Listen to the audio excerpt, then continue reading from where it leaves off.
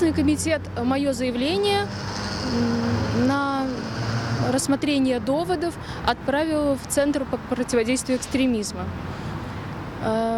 Немного позже я получила ответ от ЦП о том, что информация, изложенная в моем обращении, не нашла своего объективного подтверждения.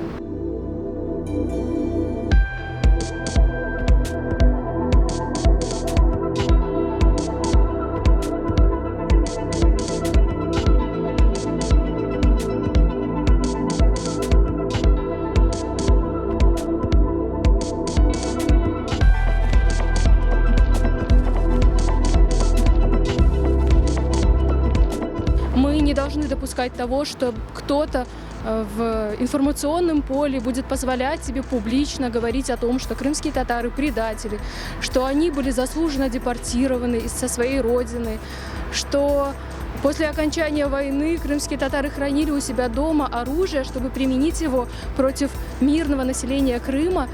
Это ли не разжигание межнациональной розни?